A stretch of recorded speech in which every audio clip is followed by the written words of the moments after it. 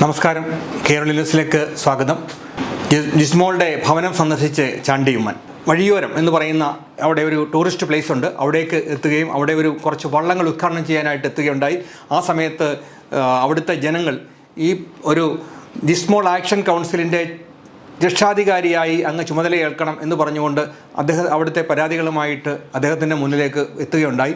അപ്പോൾ പിണറായി വിജയനെ രക്ഷാധികാരിയാക്കിയാൽ മതി, ഞാനതിനില്ല എന്ന് പറഞ്ഞ് അദ്ദേഹം അവിടെ നിന്ന് സ്ഥലം വിട്ടു പോവുകയാണ് ഉണ്ടായത്. കാണുന്നില്ല. അല്ല, കോടതിയിലല്ലേ കേസ്? കോടതിയിലല്ലേ കേസ്? കോടതി തീരുമാനിക്കട്ടെ. സർക്കാരും അറസ്റ്റ് ചെയ്തല്ലോ. പോലീസ് അറസ്റ്റ് ചെയ്തു. അത് മുഖ്യമന്ത്രിയോട് ചോദിക്കുക. മുഖ്യമന്ത്രി പ്രതികരിക്കട്ടെ. മുഖ്യമന്ത്രി പ്രതികരിക്കട്ടെ. ആദ്യം മുഖ്യമന്ത്രി രക്ഷാധികാരിയാക്കുക. അതിനകത്ത് മുഖ്യമന്ത്രിയല്ലേ മുഖ്യ രക്ഷാധികാരി മുഖ്യമന്ത്രിയാ. മുഖ്യമന്ത്രി എന്ത്? മുഖ്യമന്ത്രി ആരാ? മുഖ്യമന്ത്രിക്ക് എന്താ ഉത്തരവാദിത്വം? ഞാനത് സമ്മതിച്ചു. അത് കഴിഞ്ഞ ദിവസം ഞങ്ങൾ വീഡിയോ ഇട്ടിരുന്നു. എന്തായാലും അതിൻ്റെ ഫലമായിട്ട് അദ്ദേഹം ഭവനം സന്ദർശിച്ചു. ആ ഭവനം സന്ദർശിച്ച് കുടുംബാംഗങ്ങളോട് ഒപ്പമാണ് എന്ന് അദ്ദേഹം ഉറക്കെ പറഞ്ഞു. എന്നാൽ ഈ കേസിൻ്റെ ഗതികൾ വളരെ മോശമായ രീതിയിലാണ് പോകുന്നതെന്ന് പറയേണ്ടി വരും. കാരണം ചാണ്ടിയുമ്മൻ പാർട്ടിയായിട്ടുള്ള കോൺഗ്രസിൻ്റെ നേതാവാണ് ഇതിനകത്ത് 5ാം പ്രതിയായി വരാൻ പോകുന്ന ബിനോയ് മാത്യു എന്ന് പറയുന്ന അവിടുത്തെ മുൻ പഞ്ചായത്ത് വൈസ് പ്രസിഡന്റ് ആയിരുന്ന ആളും ഇപ്പോൾ ബാങ്കിൻ്റെ ബോർഡ് മെമ്പറുമൊക്കെ ആയിട്ടുള്ള ബിനോയ് മാത്യു ആണ്. അവിടെ ജിമ്മിയുടെ അമ്മാവനാണ്, അതായത് ബീന ടീച്ചറിൻ്റെ സഹോദരനാണ്. അദ്ദേഹത്തിൻ്റെ വീട്ടിലാണ് ഇവരെല്ലാം ഇപ്പം കുടുംബത്തോടെ താമസിക്കുന്നത്. അപ്പോൾ അദ്ദേഹം ഒരു 5ാം പ്രതി ആകും എന്ന് പറയാൻ കാരണം, കൃത്യം നടക്കുന്നതിന് ജിസ്മോൾ മരണപ്പെടുന്നതിന് 36ഓളം മണിക്കൂറുകൾക്ക് മുമ്പ് ഈ ഫോൺ ശബ്ദിക്കാതെയാവുകയായിരുന്നു. അതായത് വിഷുവിനൊക്കെ അവളുടെ സുഹൃത്തുക്കൾ, അതായത് നിളയും അതേപോലെ തന്നെ പിതാവും സഹോദരനും ഒക്കെ ആ ഫോണിലേക്ക് വിളിച്ച് ആശംസ അർപ്പിക്കാനായി വിളിക്കുമ്പോഴൊക്കെ ആ ഫോൺ നിശ്ചലമായിരുന്നു. ആ ഫോൺ എടുക്കുന്നുണ്ടായിരുന്നില്ല. 36 മണിക്കൂറിന് ശേഷം ജിസ്മോൾ മരണപ്പെട്ടു എന്ന വാർത്ത തോമസിനെ അറിയിക്കുന്നത് ഈ ഫോണിലൂടെ ഈ ബിനോയ് മാത്യു എന്ന് പറയുന്ന മെമ്പറാണ്. അതായത് ഇത്രയും സമയം ഈ ഫോൺ ഇവർ പിടിച്ചു വച്ചിരിക്കുകയായിരുന്നു എന്ന് പറയേണ്ടി വരും.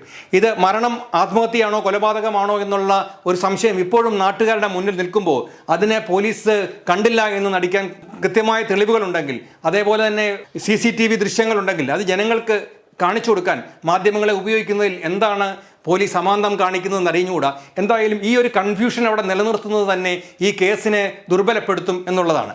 ഇതിൻ്റെ ഈ ജിസ്മോളുടെ പുറകെ ഒരു പൊള്ളിയ പാട് ഉണ്ടായിരുന്നു എന്നുള്ളത് കൃത്യമായും അവിടെ ഇൻക്വസ്റ്റിന് പോയിരുന്ന മെമ്പർ തന്നെ പുറത്ത് പറഞ്ഞിട്ടുണ്ട്. അപ്പോൾ അങ്ങനെയൊക്കെയുള്ള സാഹചര്യങ്ങളുടെ നിലനിൽക്കുന്നുണ്ട്. അപ്പോൾ ഈ അങ്ങനെയുള്ളൊരു ഒന്നുകിൽ ആത്മഹത്യയാണ് എന്ന് നമ്മൾ ഒന്ന് കരുതിയാൽ, ആത്മഹത്യയാണെങ്കിൽ അവളെ പീഡിപ്പിച്ച വിവരം പുറത്തു പറയാതിരിക്കാനായി ഇവർ ഫോൺ പിടിച്ചു വാങ്ങി അവളെ വീട്ടിൽ ബന്ധനത്തിലാക്കിയിരുന്നു.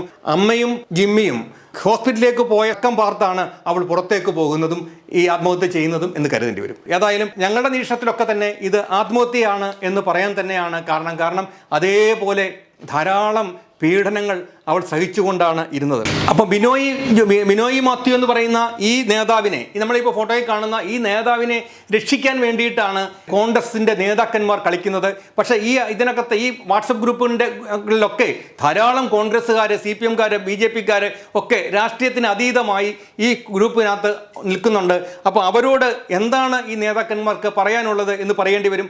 അതേപോലെ തന്നെ ഈ ജിസ്മോൾ എന്ന് പറയുന്നത് BJP-കാരിയോ CPM-കാരിയോ അല്ല, ഒരു കോൺഗ്രസ്സുകാരിയാണ്. ആ നിലയിൽ കോൺഗ്രസിൻ്റെ അണികൾ നിങ്ങൾക്കെതിരെ വിരൽ ചൂണ്ടിയാൽ, ഒരു കോൺഗ്രസ്സുകാരി മരണപ്പെടുമ്പോൾ അത് നിങ്ങൾക്കെതിരെ വിരൽ ചൂണ്ടുന്ന വിരലായിരിക്കും. ബിനോയ് മാത്യുവിനെ തീർച്ചയായിട്ടും ചാണ്ടിയുമ്മൻ തള്ളിപ്പറയണം. അവരെ രക്ഷിക്കുന്ന ഒരു നടപടികളിലും ഇടപെടാൻ പാടില്ല എന്ന് മാത്രമല്ല, ഇതിനു വേണ്ടി ഈ കേസിൻ്റെ ബാക്കി പ്രതികളായിട്ടുള്ള ബിനോയ് മാത്യുവിനെയും ബീന ടീച്ചറിനെയും അതുപോലെ ദീപ ജോസഫ് എന്ന് പറയുന്ന UK-യിലുള്ള സഹോദരിയെയും കേസിൽ പെടുത്താനായി പോലീസ് സ്റ്റേഷൻ്റെ മുന്നിലേക്ക് ആണെങ്കിൽ ഈ ഗ്രൂപ്പിനെ കൊണ്ട് അവിടെ മാർച്ച് ചെയ്ത് അവർക്ക് നീതി നേടിക്കൊടുക്കാൻ, ആ 3 പേരെ കൂടി അറസ്റ്റ് ചെയ്യിക്കാനും കൃത്യമായി FIR ഇടാനും അദ്ദേഹം തയ്യാറാകണം. കുടുംബത്തിലേക്ക് അവർ വന്നു, അവരുടെ ഐക്യദാർഢ്യം പ്രഖ്യാപിച്ചു, നിങ്ങളോടൊപ്പം ഉണ്ട് എന്ന് പറഞ്ഞു. വളരെ സന്തോഷം. അതങ്ങനെ തന്നെ ആവട്ടെ, അങ്ങനെ തന്നെ ആവണം. കാരണം ചാണ്ടിയുമ്മൻ എന്ന് പറയുന്ന ആള് ഉമ്മൻചാണ്ടിയുടെ മകനാണ്.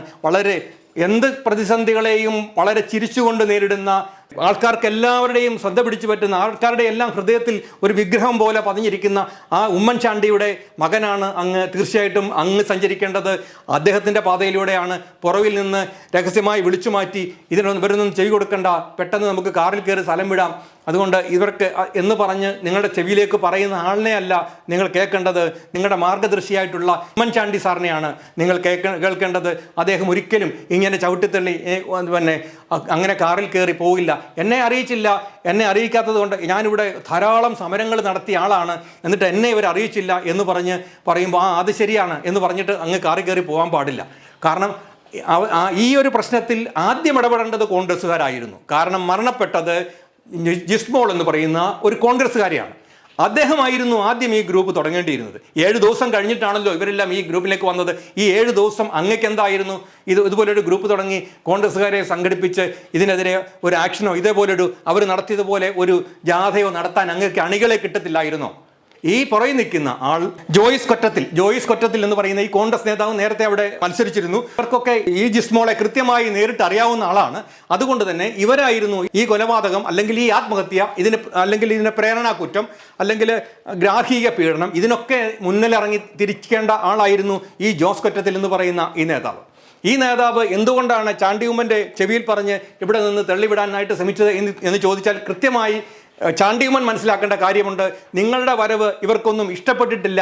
കാരണം നിങ്ങൾ വന്നത്, ഇവരൊക്കെ വളരെ നാളായി ഈ കോൺഗ്രസിന് വേണ്ടി കഷ്ടപ്പെടുന്നുണ്ട്. അപ്പോൾ പെട്ടെന്ന് ഉമ്മൻചാണ്ടിയുടെ ഒരു പ്രതിനിധിയായിട്ട് അങ്ങേക്ക് വരാൻ കഴിഞ്ഞത് ഇവർ അസൂയാലുക്കളാണ്. ഇവരൊക്കെ ഒരു ഇല കൊഴിഞ്ഞ് അത് വളമാക്കി വളരാനായിട്ട് ഇരിക്കുന്നവരാണ്. അതുകൊണ്ട് ഇവരെ ഒന്നും വിശ്വസിച്ച് അങ്ങ് അവർ പറയുന്ന പാതയിലൂടെ പോകാൻ പാടില്ല. സ്വന്തമായി തീരുമാനമെടുത്ത് മുന്നോട്ട് പോകണം. ഒരു സങ്കടം പറയാൻ വന്നത്, സാർ എൻ്റെ വാർഡിലുള്ള ഒരു മെമ്പറാണ് ഈ മരണപ്പെട്ട ജിസ്മോൾ എന്ന് പറഞ്ഞുകൊണ്ടാണ് അവർ തുടങ്ങുന്നത്. അത് അവിടെ കേൾക്കാൻ അങ്ങ് തയ്യാറായിരുന്നു. ഞങ്ങൾ സാക്ഷികൾ. 19 വാർഡിലെ മെമ്പറാണ് നമുക്ക്. എൻ്റെ വാർഡിലാണ് ഇപ്പോൾ അഡ്വക്കേറ്റ് ജിസ്മോൾ കുടുംബക്കളും മരിച്ച സംഭവം ഉണ്ടായിരിക്കുന്നത്. അപ്പോൾ ആ ഒരു സംഭവത്തിൽ ഞങ്ങൾ ഇവിടെ നിങ്ങൾ അത് പോലീസിൽ കംപ്ലൈന്റ് കൊടുക്കും. ഗവൺമെന്റ് ആണ് ഉത്തരവാദി. ഗവൺമെന്റ് ഒന്നും ചെയ്തിട്ടില്ല. ഞങ്ങളുടെ ക്യാമറ സാക്ഷികളാണ്. അപ്പോൾ നിങ്ങളെ പുറകിലേക്ക് വിളിച്ച ആളാണ് ഈ ജോസ് കൊറ്റത്തിൽ എന്ന് പറയുന്ന ആൾ. അദ്ദേഹം നിങ്ങളോട് ചെവി പറയുന്നത് എന്താണെന്ന് അങ്ങ് ഇടപെടേണ്ടതുണ്ട്. അങ്ങ് തീർച്ചയായിട്ടും അങ്ങ് പറയുന്ന കാര്യങ്ങൾ അങ്ങക്ക് ഈ കേസിനെ കുറിച്ച് യാതൊന്നും അറിയില്ലായിരുന്നു. അറിയില്ലെങ്കിൽ ഞാനത് പഠിച്ചില്ല, എനിക്കൊട്ടും സമയം കിട്ടിയില്ല, ഞാനതൊന്ന് പഠിക്കട്ടെ, ഞാൻ എസ് പിയെ കാണാം, എസ് പിയെ കണ്ട് അദ്ദേഹം എസ് പിയോട് ഞാൻ സംസാരിക്കട്ടെ, എന്നിട്ട് നിങ്ങൾ നാളെ ആരെങ്കിലും ഒന്ന് വരൂ, ഞാൻ നിങ്ങളോട് വിവരം പറയാം എന്ന് പറയാമായിരുന്നു അങ്ങക്ക്. നിങ്ങളെ അവിടെ തെറ്റിദ്ധരിപ്പിക്കപ്പെട്ടു. ഞങ്ങൾ കണ്ട കാര്യങ്ങൾ, നാട്ടുകാരുടെ പ്രതിഷേധം ഞങ്ങൾ ജനങ്ങളുടെ മുന്നിൽ വെച്ചു. ഏതായാലും അത് അങ്ങയുടെ കണ്ണ് തുറപ്പിച്ചു എന്നതിൽ സന്തോഷമുണ്ട്. അതേപോലെ തന്നെ ബിനോയ് മാത്യുവിൻ്റെ ദ്രോഹം തുടങ്ങിയിട്ട് കുറേ കാലമായി. 2020 തെരഞ്ഞെടുപ്പിൽ ജിമ്മിയുടെ വാർഡ് വനിതാ വാർഡായിരുന്നപ്പോൾ അവിടെ മത്സരിക്കാനുള്ള അവസരം ജിസ്മോൾക്ക് ലഭിച്ചതാണ്.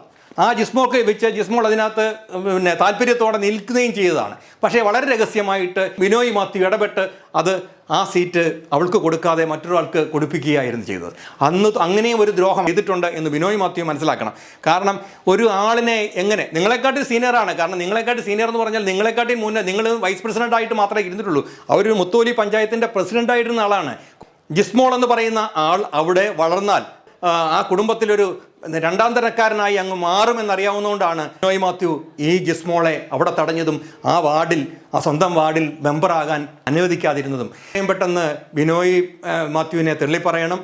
ഈ കേസിൽ അങ്ങ് തന്നെ അവരുടെ ഗ്രൂപ്പിൻ്റെ രക്ഷാധികാരിയാവണം. അവരെ വിളിച്ചിട്ട് കാര്യങ്ങൾ എങ്ങനെയാണ് മുന്നോട്ട് പോകേണ്ടത്, എൻ്റെ എന്തെങ്കിലും സഹായം വേണോ എന്ന് അവരോട് ചോദിക്കണം. എപ്പോഴാണ് നിങ്ങൾ മീറ്റിംഗ് വിളിക്കുന്നത്, ഞാൻ വരാമെന്ന് പറയണം. അവിടെ നിങ്ങൾ പ്രസംഗിക്കണം. അതിനുവേണ്ട നീക്കങ്ങൾ നടത്തണം. എസ് പിയെ കാണണം, മുഖ്യമന്ത്രിയെ കാണണം. എല്ലാ കാര്യങ്ങളും ചെയ്ത് കൃത്യമായി ഈ 5 പ്രതികളെയും അറസ്റ്റ് ചെയ്ത് നിങ്ങൾ നിയമത്തിന് മുന്നിൽ കൊണ്ടുവരുമ്പോഴാണ് നിങ്ങൾ യഥാർത്ഥ രാഷ്ട്രീയക്കാരനാകുന്നത്. അതുകൊണ്ട് നിങ്ങളിൽ നിന്ന് ഞങ്ങൾ അത് പ്രതീക്ഷിക്കുന്നു. അത് മാത്രമേ ഉള്ളൂ പറയാനുള്ളത്. മറ്റൊരു വാർത്തയുമായി ഞങ്ങൾ വീണ്ടും കടന്നു വരും. അതുവരെ നന്ദി, നമസ്കാരം. കൂടുതൽ വാർത്തകളും വിശേഷങ്ങളും നിങ്ങൾക്ക് ലഭിക്കാൻ കേരളീയം ന്യൂസ് സബ്സ്ക്രൈബ് ചെയ്യുക. കൂടെ ബെൽ ബട്ടണും അമർത്തുക.